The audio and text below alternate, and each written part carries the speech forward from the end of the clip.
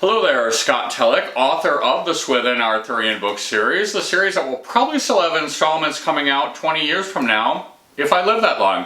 We're continuing our guided reading of Sir Thomas Malory's Morte d'Arthur, so let's get started. And then King Arthur and King Ban and King Bors departed with their fellowship, 20,000, and came within 6 days into the country of Camelard, and there rescued King Leodegrance, and slew there much people of King Rience unto the number of 10,000 men, and put him to flight. And then had these three kings great cheer of King Leodegrance, that he thanked them for their great goodness, that they would revenge him of his enemies. And there had Arthur the first sight of Guinevere, the king's daughter of Camelard, and ever after he loved her. After there they wedded, as it telleth in the book. So briefly, to make an end, they took their leave to go into their own countries, for King Claudius did great destruction on their lands. Okay, so King Arthur, Ban, and Bors go help King Leodegrance from his attacks by King Rience. Now, who is King Leodegrance? He's best known as the father of our future queen, Guinevere. One other thing about King Leodegrance, and this is all in the Vulgate, is that he was around during the days of Uther Pendragon, and after Uther died, the Round Table went to him for safekeeping. So in the future, Arthur gets the Round Table as part of Guinevere's dowry when he marries her, and that's how the Round Table ends up coming into King Arthur's possession. So in the longer version, Guinevere is up on the tower, and she sees Arthur fighting and takes note of him. Then, after the battle, she serves Arthur at dinner and they have light flirtation. So this is the first time Arthur and Guinevere meet, and they do seem to like each other. In the Morte d'Arthur, it says that Arthur saw Guinevere and liked the way she looked, and then gives a little preview that they get married in the future. By the way, when the text says in the book, as it does here, or in the French book, it's referring to the Vulgate cycle, which was written in France, and is the primary source used to adapt the Morte d'Arthur. So at these points, it's actually referring to the text as an adaptation. Then said Arthur, I will go with you. Nay, said the kings, you shall not at this time, for you have much to do yet in these lands. Therefore we will depart, and with the great goods that we have gotten in these lands by your gifts, we shall wage good knights and withstand the King Claudius' malice. For by the grace of God, and we have need, we will send to you for your succor. And if you have need, send for us, and we will not tarry by the faith of our bodies. It shall not, said Merlin, need that these two kings come again in the way of war.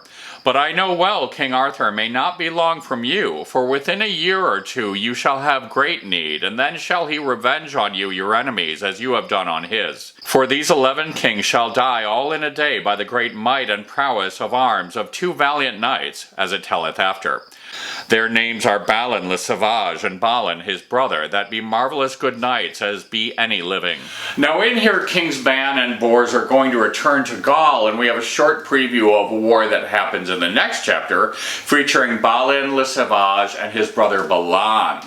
This is as good a time as any to say that because these stories were written separately, they do not conform to an easily arranged timeline, as I've discovered when trying to make them make sense for my books. Just saying, it is not thought out what happens when, and it does not entirely make sense. Okay, so Ban and Bors leave with an offer to help King Arthur if he needs it again in the future, and hope that he will help them in their fight against Claudius. And Merlin says that within 2 years they will need his help, and he will come and revenge you on your enemies.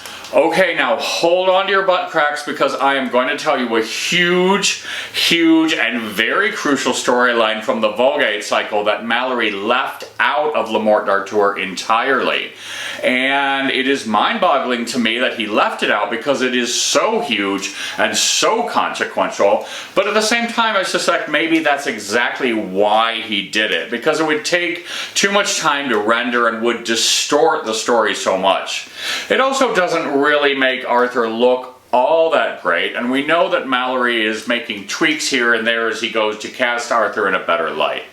So again, this is in the larger story, and it's not in Le Morte d'Arthur, although I will be putting it back in my books because I aim to tell the most complete version of the saga.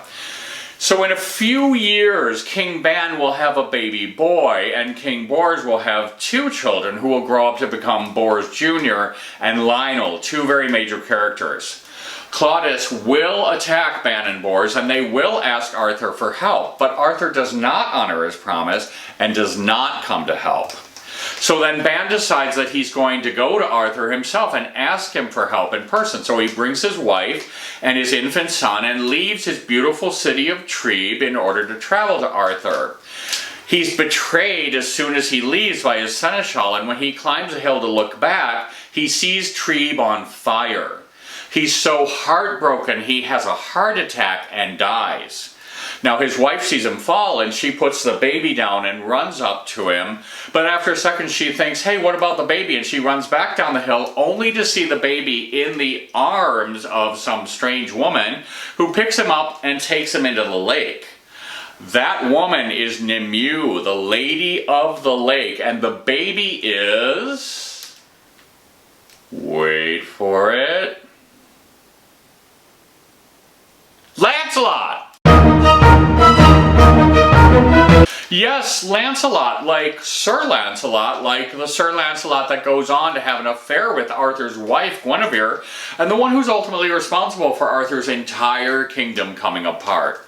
So in one way you can see Lancelot's entire existence and relationship to Arthur as a kind of larger poetic vengeance for Arthur failing to meet his promise to King Ban.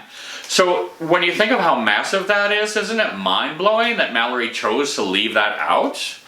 There are other shocking developments. For one, King Bors' sons, Bors and Lionel, are brought to the lake to be brought up alongside Lancelot, and they all become a tight family unit later. And Bors and Lionel play a very big role in the quest for the Holy Grail coming up. I'll let you know some other stuff. The first being that it seems the Society of the Lake is a matriarchal society run entirely by women with a few men around as guards, so that's cool. Another thing I think is awesome, there is no lake. The lake is an illusion projected by the Lady of the Lake's mind in order to keep human beings out of their realm. So the whole lake is imaginary. In other somewhat disturbing news, also in the Vulgate but not in Le Morte d'Arthur, is that when King Ban is on his way back home, Merlin diverts him to this castle where Merlin uses magic to have Ban father a baby on this woman, a child that will go on to become somewhat major character Hector Limaris, aka Hector, Lancelot's brother. Yes, Merlin uses magic to get the man and the woman to make and carry this child, and no, he doesn't offer either of them the slightest, even tiniest degree of consent to this. This was also left out of the story by Malory, another example of how Malory sands away some of the rougher moral edges of the tale. Now turn we to the 11 kings that returned unto a city named Sorhot, for which city was within King Uriens, and there they refreshed them as well as they might, and made leeches search their wounds, and sorrowed greatly for the death of their people. With that there came a messenger, and told how there was come into their lands people that were lawless, as well as Saracens, of 40,000, and have burnt and slain all the people that they may have come by without mercy, and have laid siege on the castle of Wandsborough. Alas, said the 11 kings, here is sorrow upon sorrow, and if we had not warred against Arthur as we have done, he would soon revenge us. As for King Leodegrance, he loves Arthur better than us, and as for King Rience, he has enough to do with Leodegrance, for he has laid siege unto him. So they consented together to keep all the marches of Cornwall, of Wales, and of the north. So first they put King Idris in the city of Nantes in Brittany with 4,000 men of arms to watch both the water and the land. Also they put in the city of Windesan King Nentres of Garlet with 4,000 knights to watch both on water and on land. Also they had other men of war, more than 8,000, for to fortify all the fortresses that were in the marches of Cornwall. Also they put more knights in all the marches of Wales and Scotland, and many good men of arms, and so they kept them together the space of 3 years, and ever allied them with mighty kings and dukes and lords. And to them fell King Rience of North Wales, the which was a mighty man of men, and Nero that was a mighty man of men. And all this while they furnished them and garnished them of good men of arms and victual to avenge them for the battle of Bedegraine, as it tells in the book of adventures following. So now we shift perspective to the 11 kings and we find out that they're recovering from their wounds and the battle they had with Arthur. Then they find out that the Saracens have invaded their lands while they were fighting Arthur, and in a curious little bit of self-reflection, they say that if they had not made war on Arthur, he would have helped them in their fight against the Saracens. It tells how now they ally themselves with King Rience and King Nero, who are brothers, with the plan of coming back against Arthur again, which happens in Book 2. But for the next 3 years, the 11 kings lay off Arthur, and the rest of the chapter takes place while they're off busy doing something else. Alright, so we'll see you for the next chapter, and we're in for some fun, because from now until the end, things get weird.